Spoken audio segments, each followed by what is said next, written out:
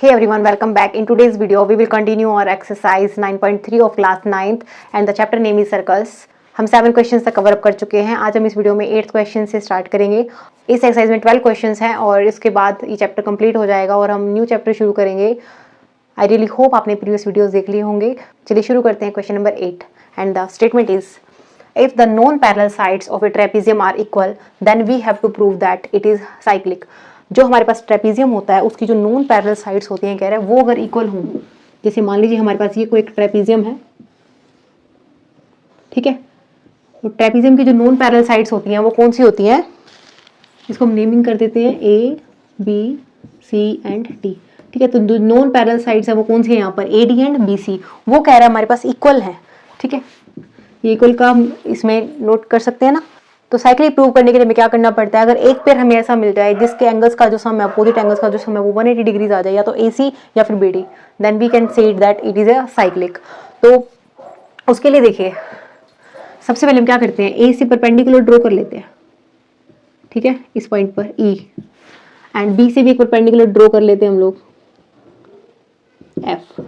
आप सबको पता होना चाहिए जो अपने पास जो ट्रेपीजियम है उसकी प्रॉपर्टीज क्या है, कि ये दोनों साइड्स जो होती हैं वो पैरेलल होती हैं, ये दोनों नॉन पैरेलल साइड्स होती हैं. ठीक है, और हमें क्या गिवन है कि जो नॉन पैरेलल साइड्स है वो इक्वल है. तो हमने एक कंस्ट्रक्शन किया क्या, कि हमने एक परपेंडिकुलर ड्रॉ किया है ए से CD के ऊपर, जहाँ जो E पॉइंट है वहां पर, और ऐसे B पॉइंट से जो वहां से हमने एक परपेंडिकुलर ड्रॉ करा है F पॉइंट तक. ठीक है, तो ये है 90 डिग्रीज के एंगल्स. तो अब देखिए सोल्यूशन में देखिए, in triangle ADE and triangle BCF. अब इन दोनों ट्राइंगल्स के अंदर देखिए हमारे पास क्या गिवन है, AD is equal to BC, it is given. ठीक है, उसके बाद देखिए AE जो है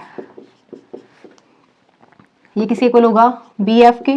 रीजन क्या होगा, AE BF के इक्वल क्यों होगा, ये हमारी जो बेसिक नॉलेज है ना, जब हमने लाइंस एंड एंगल्स किया था तब यूज किया था. क्या, अगर कोई भी दो लाइंस आपस में पैरेलल है तो उनके बीच में जो परपेंडिकुलर डिस्टेंस होता है वो इक्वल होता है. ठीक है, तो ये दोनों लाइंस पैरेलल हैं तो परपेंडिकुलर डिस्टेंस अगर हम फाइंड आउट करना चाहें, कहीं से भी हम फाइंड आउट करें तो क्या आएगा, इक्वल आएगा. ठीक है, तो we will write perpendicular drawn between two parallel lines, perpendicular drawn, और you can write distance between two parallel lines, between two parallel lines. ठीक है, रीजन जरूर देना हमें. उसके बाद देखिए जो एंगल जो है हमारे पास AED वो किसके इक्वल है, एंगल BFC के, और वो कितना है हमारे पास 90 डिग्री है ईच, क्योंकि हमने वो कंस्ट्रक्ट किया है. ठीक है, तो अगर हम इन तीनों इक्वेशंस की बात करें तो आप देखिए जो 90 डिग्री का एंगल है, जो सामने वाली साइड होती है वो क्या होती है, हाइपोटेन्यूज. दोनों ट्राइंगल्स की हाइपोटेन्यूज इक्वल है. ठीक है, वन पेयर ऑफ, तो हम क्या लिखेंगे, which implies by RHS congruency rule, जो ट्राइंगल हमारे पास है ADE वो किसके कॉन्ग्रेंट हो जाएगा, ट्राइंगल BCF के. ठीक है, अगर ये दोनों ट्राइंगल आपस में कॉन्ग्रेंट हो जाते हैं, विच मीन्स यहाँ पर क्या लिख सकते हैं, which implies angle ADE is equal to angle BCF, and reason is by CPCT rule, corresponding parts of congruent triangles are always equal. तो ये जो एंगल है वो इस एंगल के इक्वल हो जाएगा. ठीक है, अब देखिए एक और जो कॉन्सेप्ट हमने लाइंस एंड एंगल्स में रीड किया था ना, देखिए वो अब करते हैं हम यहाँ पर. ये दोनों, अगर हमारे पास ये दोनों जो पैरेलल लाइंस हैं, ठीक है, और कोई अगर एक ट्रांसवर्सल उसको कट कर रही है, तो हमने क्या पढ़ा था कि जो इंटीरियर एंगल्स होते हैं ना सेम साइड ऑफ ट्रांसवर्सल के, इनका जो सम होता है वो कितना होता है, 180 डिग्री होता है. ठीक है, वही हमें यहाँ अप्लाई करना है. जो AB और CD है वो पैरेलल लाइंस हैं. ठीक है, तो क्या लिख सकते हैं, ऑल्सो एंगल DA. अब यहाँ पर जो AD है वो क्या है, एक ट्रांसवर्सल, AB और CD क्या है, पैरेलल लाइंस. अगर ये ट्रांसवर्सल है तो ये वाला एंगल और ये वाला एंगल आपस में इनका जो सम होगा वो कितना होगा, 180 degree. So we will write angle DAB plus angle ADC is equal to 180 degrees. ठीक है, बट ADC एंगल किसके इक्वल है हमारे पास, ADC, वो देखिए हम इस एंगल को क्या लिख सकते हैं यहाँ पर, एंगल ADE को हम क्या लिख सकते हैं, एंगल ADC, और BCF को हम क्या लिख सकते हैं, एंगल BCD. ठीक है, अब ये हम यहाँ यूज करते हैं, which implies angle DAB plus angle BCD is equal to 180 degrees. ठीक है, यानी इन दोनों एंगल्स का सम कितना आ गया, 180 डिग्रीज आ गया। और अगर one pair of opposite angle का जो सम है वो 180 डिग्री हो जाए तो हम क्या कह सकते हैं, जो ABCD होता है वो क्या, एक साइक्लिक है। ठीक है, चलिए नेक्स्ट क्वेश्चन करते हैं। देखिए 9th क्वेश्चन की जो स्टेटमेंट है वो क्या है, 2 circles intersect at 2 points B and C। जो 2 सर्कल्स हैं वो इंटरसेक्ट कर रहे हैं पॉइंट B और C पर। थ्रू B हम इनने 2 लाइन सेगमेंट ड्रॉ की है, कौन सी, ABD एंड PBD। ठीक है, थ्रू B, तो B से पास आउट होती हैं वो दोनों लाइंस जो कि इंटरसेक्ट करती हैं A, B, D and Q। ठीक है, 4 पॉइंट्स ऑन द सर्कल। हमें प्रूव क्या करना है, ACP। अब देखिए इसका मतलब हमें इसको ज्वाइन करना पड़ेगा, ACP यानी ये जो एंगल है, ठीक है, ACP जो एंगल है हमारे पास, थोड़ा और इसको ऐसे, तो ये जो एंगल है वो किसके इक्वल कह रहा है, QCD। अगेन इन दोनों को हमें ज्वाइन करना है, इस एंगल के इक्वल होगा, ये हमें प्रूव करना है। ठीक है, तो देखिए सबसे पहले हमने क्या लिखना है, सॉल्यूशन में हमने क्या ज्वाइन किया है, ACPC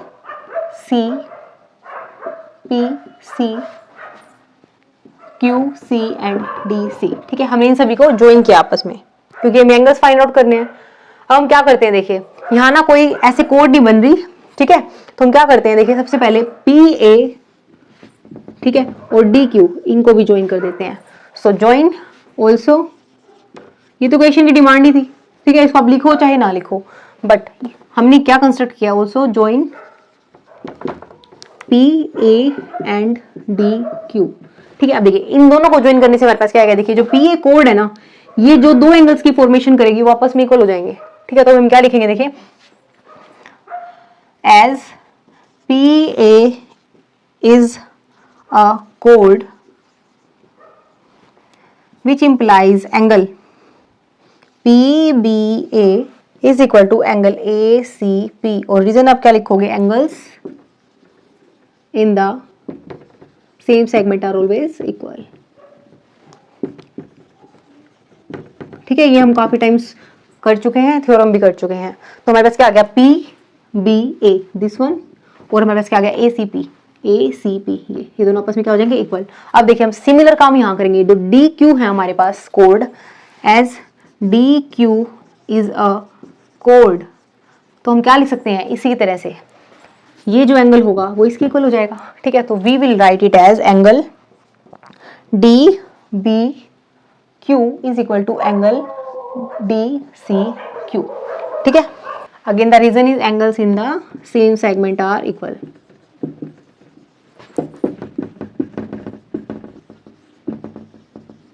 तो देखिए ये जो एंगल है वो इसके इक्वल हो गया। अब आप देखिए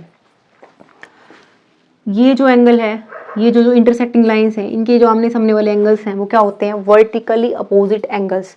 सो वी विल राइट हियर कि जो ABD हमें गिवन है, देखिए हमारे पास ABD एंड जो PBQ है इंटरसेक्ट कर रही है P पॉइंट पर। ठीक है, are intersecting at B which implies angle P जो हमने यहाँ यूज कर रखा है PBA is equal to angle DBQ। ये दोनों आपस में क्या हो जाएंगे, equal, and reason is vertically opposite angles. ठीक है, वर्टिकली अपोजिट एंगल्स। ठीक है, इसका मतलब देखिए ये जो एंगल है ये इसके इक्वल हो गया हमारा। अगर लेफ्ट साइड इक्वल है तो राइट साइड भी इक्वल हो जाएगी, which implies angle ACP is equal to angle DCQ। Using 1 2 3, इसको मान लेते हैं equation 1, this will be your equation number 2 and this will be your equation number 3। तो इन तीनों की हेल्प से हमारे पास क्या आ गया, जो ACP एंगल है वो किसके इक्वल हो गया, DCQ के, यानी ये दोनों जो एंगल्स हैं वो आपस में क्या हो गए, इक्वल। ठीक है, तो देखिए जो हमारी प्रीवियस नॉलेज है वही काम आ रही है। ठीक है, हमने कुछ भी नया नहीं सीखा यहाँ। ठीक है, चलिए नेक्स्ट क्वेश्चन करते हैं, क्वेश्चन नंबर 10। क्वेश्चन नंबर 10 की जो स्टेटमेंट है वो क्या है, if circles are drawn taking 2 sides of a triangle as diameters. हमने सर्कल ड्रॉ किए हैं और हमने क्या किया है, जो 2 साइड है ना उसकी ट्राइंगल की, उनको एज ए डायमीटर यूज करके हमने 2 सर्कल्स ड्रॉ किए हैं। Prove that the point of intersection, जो पॉइंट ऑफ इंटरसेक्शन है किसका, जो सर्कल्स हैं उनका, लाई करेगा 3rd साइड पर ट्राइंगल की।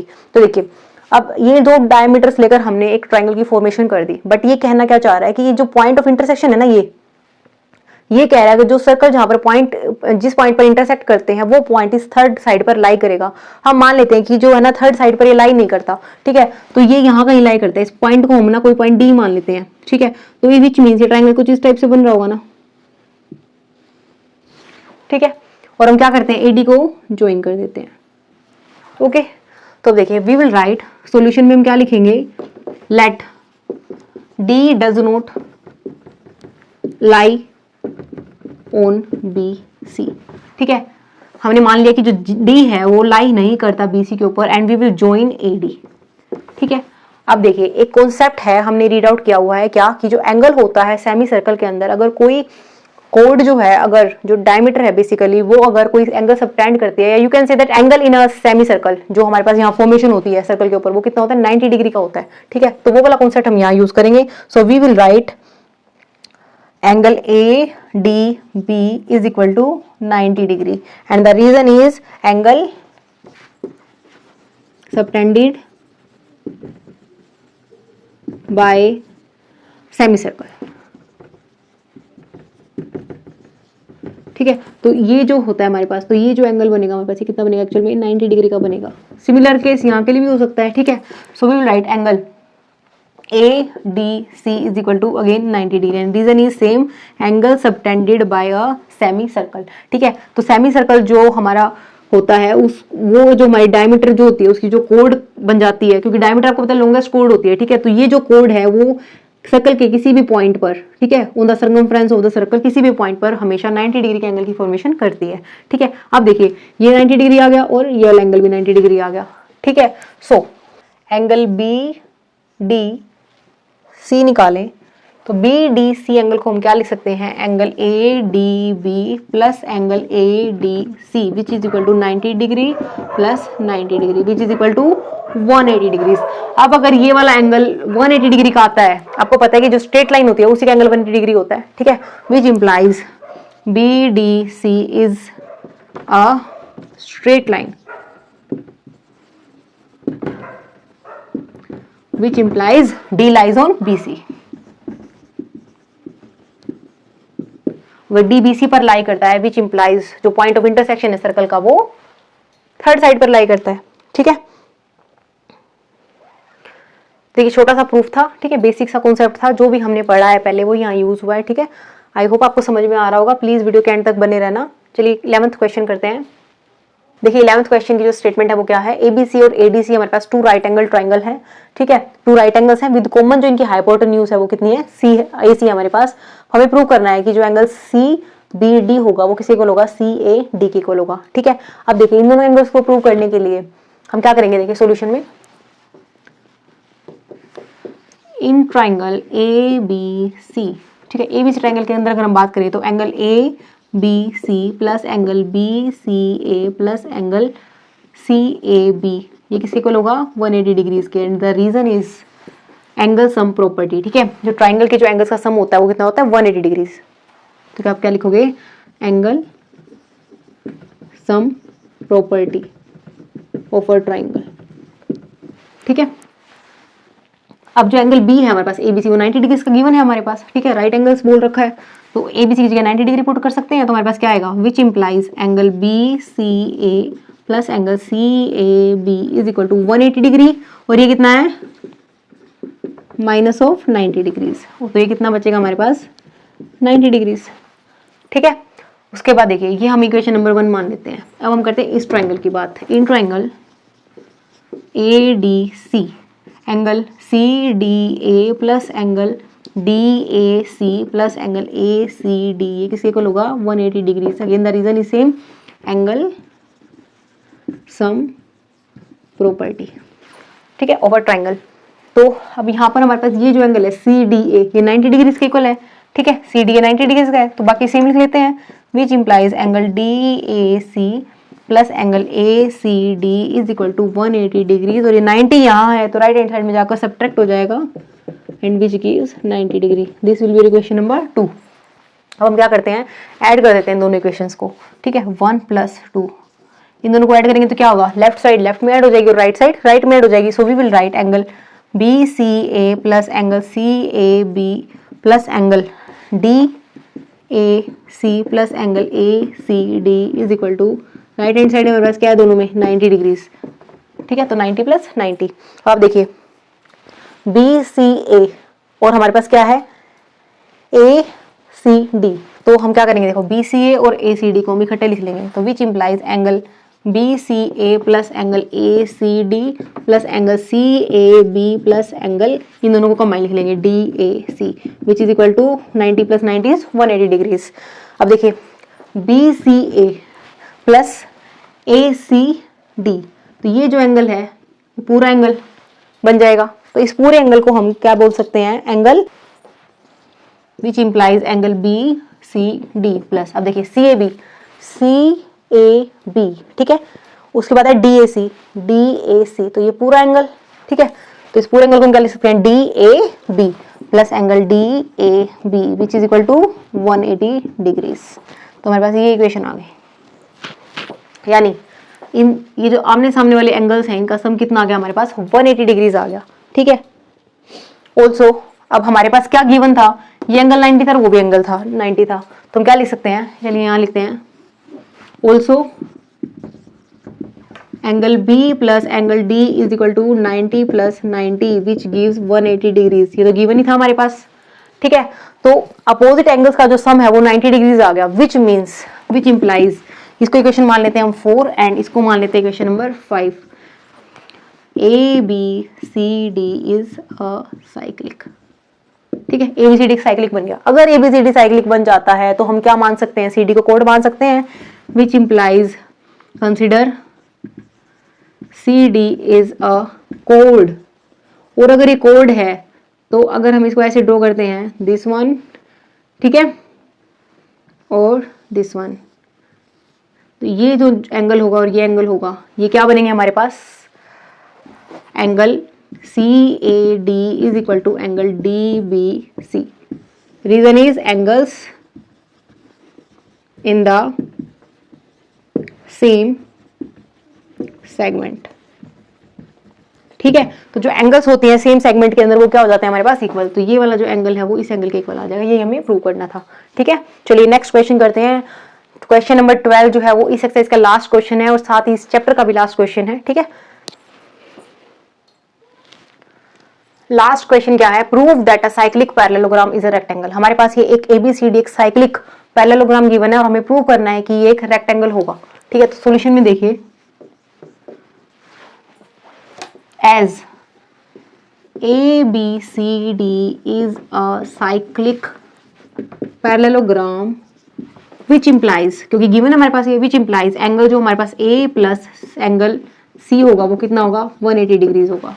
ठीक है. Angle A plus angle C कितना होगा, 180 degrees. And also angle P plus angle D is equal to 180 degrees, क्योंकि साइक्लिक जो हमारे पास होता है उनकी प्रॉपर्टी होती है. ऑल्सो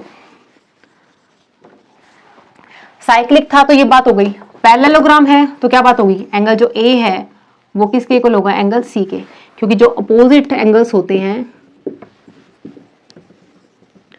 किसके, पैरेललोग्राम के, वो क्या होते हैं, आर इक्वल. ठीक है. तो ये क्वेश्चन मान लेते हैं 1 और ये मान लेते हैं 2.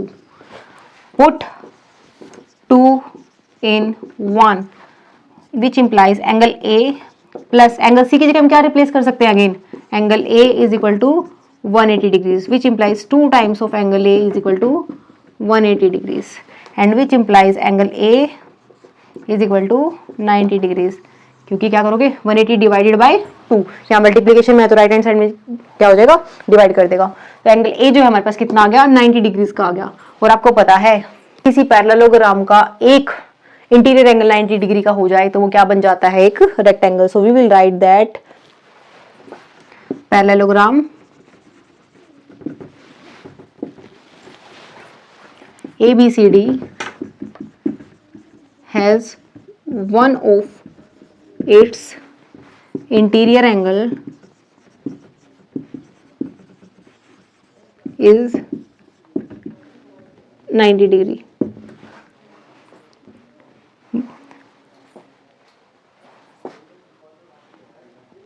Therefore ABCD is a rectangle.